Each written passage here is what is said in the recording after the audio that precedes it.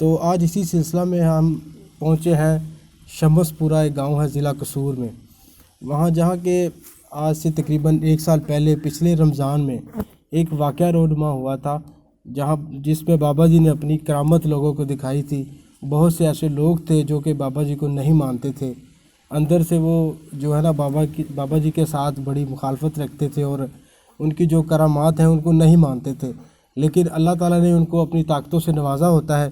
بے شک وہ اپنی طاقتوں کا استعمال کرتے ہیں جہاں ان کو ضرورت ہوتی ہے، اور لوگ یہاں ان سے مستفید ہوتے ہیں۔ تو اسی سلسلہ میں آج ہم پہنچے ہیں شمس پورہ میں، اور ہمارے ساتھ ایک ہمارے بزرگ وہ موجود ہیں جو کہ جب ایک واقعہ رونما ہوا کہ یہ ایک درخت لگا ہوا ہے، میں آپ کو دکھاتا ہوں۔ وہ درخت گرا تھا کسی آندھی طوفان کی وجہ سے، لیکن ادھر یہاں مختلف سوداگر آئے جنہوں نے اس درخت کا سودا کیا۔ اس کے بعد اس کی کٹائی شروع ہو گئی، لیکن کٹائی شروع ہونے کے بعد جب اس کا آخری پیس جہاں اس کی جڑیں ہوتی ہیں اس کو کاٹنے لگے، یہ جو درخت تھا اس کی جڑیں بھی زمین سے بالکل نکل چکی تھی۔ جب وہ درخت کو کاٹنے لگے جو اس کا آخری پیس تھا، پہلی دفعہ وہ کاٹنے لگے، اس کے جو آرا مشین تھی وہ ٹوٹ گئی، دوبارہ پھر یہی صورتحال ہوئی، پھر مشین ٹوٹ گئی۔ جب تیسری دفعہ اس کو کاٹنے لگے تو جو بندہ کاٹنے والے تھا اس نے صاف انکار کر دیا کہ اس میں کوئی کرامت ہے، ہم اس کو نہیں کاٹیں گے۔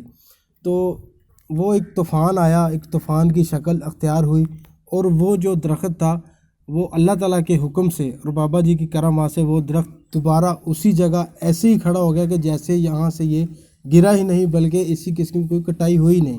یہ ہم ابھی اس کی آپ کو زیارت کرواتے ہیں۔ تو یہ جو سارا واقعہ ہے یہ ہم آپ کے ساتھ شیئر کرتے ہیں، یہ کیسے رونما ہوا، اور یہ ادھر مختلف جو شہری تھے جو یہاں سے گاؤں کے رہنے والے تھے وہ یہاں موجود تھے، اور یہ سارا واقعہ انہوں نے اپنی آنکھوں سے دیکھا۔ اور اس کے علاوہ جب یہ واقعہ رونما ہوا تو دور دراز سے لوگ یہاں آئے اور انہوں نے اس واقعے کی زیارت کی۔ تو اس وقت ہمارے ساتھ ہمارے بزرگ یہ موجود ہیں جہاں یہ رہتے ہیں، جہاں یہ دربار مبارک ہے، اس کے ساتھ ہی ان کی جو گاؤں بھینسوں والا ایک ڈیرا ہے وہاں یہی ہے، اور ساتھ ہی ان کا گھر بھی ادھر ہی موجود ہے۔ تو ہم بابا جی سے گفتگو کرتے ہیں، یہ بابا جی ہمیں سارا جو واقعہ ہے، جو ساری بابا جی کی کرامات ہے وہ ہمیں بتاتے ہیں۔ جی بابا جی، اللہ دا ولی اتنے ساڈے سنبھل جمن تو بھی اگے مزار ہے بابے۔ اے بابا جی کا نام کی جی سی؟ بابا جلو شاہ ولی۔ بابا جلو شاہ، بابا جی کا نام جی بابا جلو شاہ ولی تھا جی۔ یہ جو درخت کا واقعہ ہوا ہے، جو درخت گرا ہے، ہاں جی، یہ ذرا واقعہ ہمیں سنائیں سارا۔ یہ طوفان آیا اچھا جی۔ تے تھلے عام ساڈا مال مویشی جڑا تھلے آ گیا۔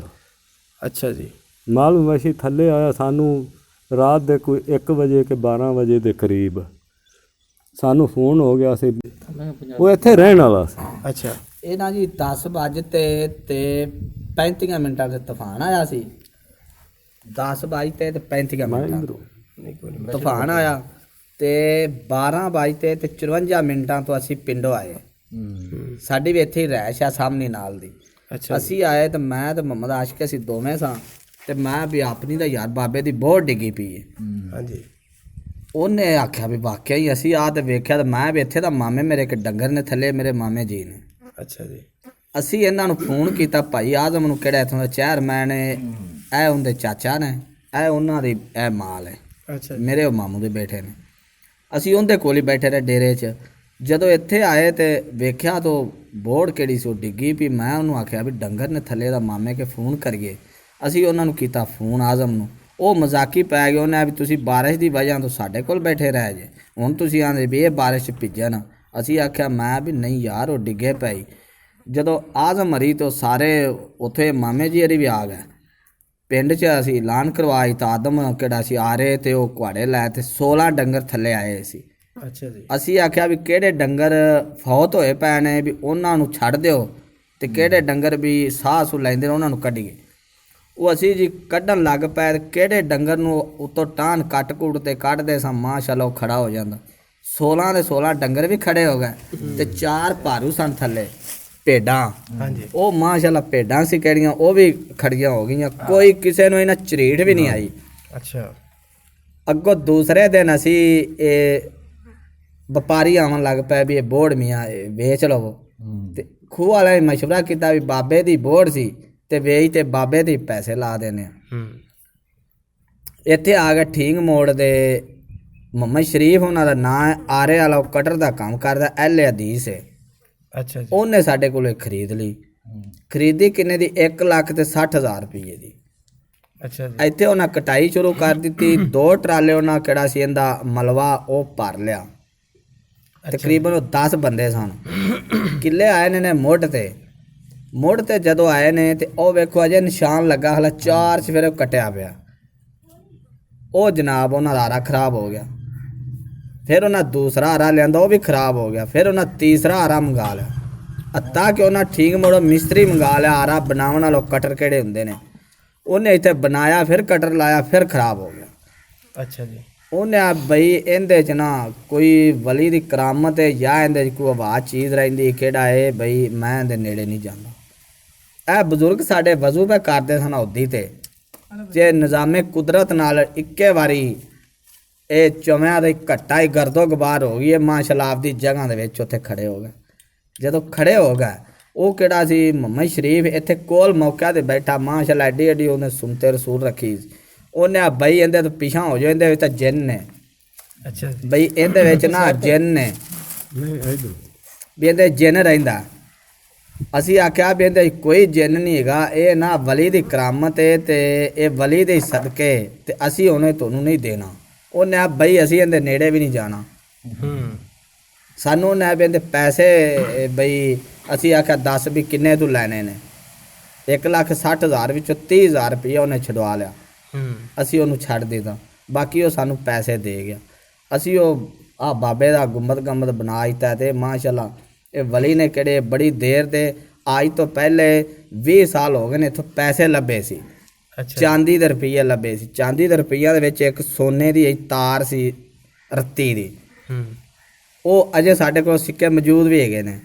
ਤੇ ਇਹ ਉਸ ਦੌਰ ਦੇ ਇਹ ਵਲੀ ਨੇ ਖੋਖਰ ਅਸ਼ਰਫ ਦਾ ਨਾਈ ਸੀ ਮੁਹੰਮਦ ਨਜ਼ੀਰ, ਉਹਨੂੰ ਇਹ ਮਿਲੇ ਘੋੜੇ ਤੇ ਉਦੋਂ ਇੱਥੇ ਦਾ ਬਾਦੀਆਂ ਬੋਦੀਆਂ ਕੋਈ ਨਹੀਂ ਹੁੰਦੀ ਸੀ, ਜੰਗਲ ਹੁੰਦੇ ਸੀ। ਸਾਡੇ ਡੇਰੇ ਹੀ ਦੱਸਦੇ ਨੇ, ਸਾਡੇ ਦਾਦੇ ਪੜਦਾਦੇ ਹਰਾਂ ਦੇ ਅੱਗੇ ਬਾਪ ਉਹ ਦੱਸਦੇ ਨੇ ਕਿ ਉਹ ਘੋੜੇ ਤੇ ਉਹ ਨਜ਼ੀਰ ਅਹਿਮਦ ਕਿਹੜਾ ਨਾਈ ਸੀ ਉਹ ਜਾਮਤਾ ਕਰਨ ਆਉਂਦਾ ਸੀ ਤੇ ਬਾਬੇ ਜੀ ਦਾ ਸਫੈਦ ਲਿਬਾਸ ਪਾਇਆ ਸੀ। ਤੇ ਇਹਨਾਂ ਆਖਿਆ ਵੀ ਯਾਰ ਆ ਸਾਡਾ ਵੀ ਖਤ ਕਰ ਦਿਓ। ਉਹਨੇ ਆ ਬਜ਼ੁਰਗੋ ਇੱਥੇ ਤਾਂ ਪਾਣੀ ਨਹੀਂ ਹੈਗਾ, ਕਿਸੇ ਆਪਾਂ ਖੂਹ ਖਾਹ ਤੇ ਅੱਗੇ ਚੱਲੀਏ। ਬਾਬੇ ਨੇ ਆਖਿਆ ਵੀ ਤੂੰ ਥੱਲੇ ਲੈ ਘੋੜੇ ਤੋਂ, ਪਾਣੀ ਮੈਂ ਲੈਣਾ। ਬਾਬੇ ਨੇ ਬੂਟੇ ਦਾ ਪੁਆਲਾ ਲਿਆ ਤੇ ਛੰਨਾ ਭਰ ਦਿੱਤਾ ਪਾਣੀ ਦਾ। ਉਹਨੂੰ ਵੀ ਪਤਾ ਲੱਗ ਗਿਆ ਵੀ ਇਹ ਅੱਲਾ ਦਾ ਬੰਦਾ ਹੈ।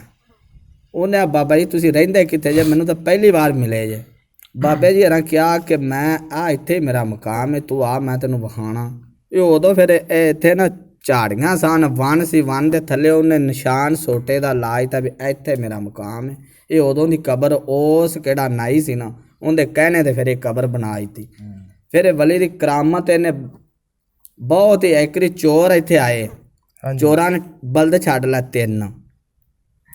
ਉਹ ਜਦੋਂ ਖੂਹ ਤੋਂ ਬਾਹਰ ਨਿਕਲਣ ਤੇ ਅੰਨੇ ਹੋ ਜਾਵਣ, ਉਹ ਤਕਰੀਬਨ 3-4 ਵਾਰੀ ਉਹਨਾਂ ਕੋਸ਼ਿਸ਼ ਕੀਤੀ ਤੇ ਨਾ ਕਾਮਯਾਬ ਹੋ ਸਕੇ।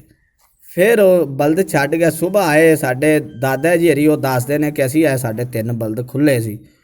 ਜਦੋਂ ਪੁੱਛਿਆ ਤਾਂ ਉਹਨਾਂ ਯਾਰ ਕਿਸੇ ਨੇ ਵੀ ਇਹਨਾਂ ਨੂੰ ਛੱਡਿਆ ਹੀ ਨਹੀਂ।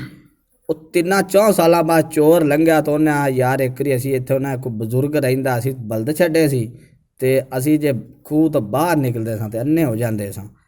ਤੇ ਇਹ ਮਾਸ਼ਾਅੱਲਾ ਵੀ ਇੱਥੇ ਕੋਈ ਤੁਹਾਡਾ ਬਜ਼ੁਰਗ ਰਹਿੰਦਾ। ਅਸੀਂ ਆਖਿਆ ਵਾਕਈ ਬਜ਼ੁਰਗ ਤਾਂ ਹੈਗਾ ਇੱਥੇ ਸਾਡੇ ਕੋਲ। ਇਹ ਮਾਸ਼ਾਅੱਲਾ ਵਲੀ ਦੇ ਅਸੀਂ ਹੁਣ ਖਿਦਮਤਾਂ ਕਰਦੇ ਪਏ। ਸਾਡੇ ਖੂਹ ਤੇ ਇੰਨਾ ਇਤਫਾਕ ਹੈ, ਲੋਕੀ ਭਾਈ ਨਹੀਂ ਬੋਲਦੇ। ਅਸੀਂ ਇਹ ਸਾਰੇ ਘਰ ਕਿਹੜੇ ਇੱਕ ਦੂਸਰੇ ਕੋਲੋਂ ਮਤਲਬ ਪੁੱਛਣਾ ਵੀ ਨਹੀਂ, ਲੈ ਲਵੀ ਦਾ ਦੇ ਦੇਵੀ ਦਾ। ਕਿਸੇ ਕੋ ਬੇਕ ਨਹੀਂ ਹੈਗਾ ਬੰਦਾ, ਉਹਦਾ ਕੋਈ ਵੀ ਮਤਲਬ ਫਲ ਲਵੀ ਦਾ। ਇਤਫਾਕ ਹੈ ਵਲੀ ਦੇ ਸਦਕੇ ਵੀ ਸਾਡੇ ਤੇ ਕਰਮ ਨਵਾਜ਼ੀ ਹੈ, ਅੱਲਾ ਦੀ ਰਹਿਮਤ ਹੈ।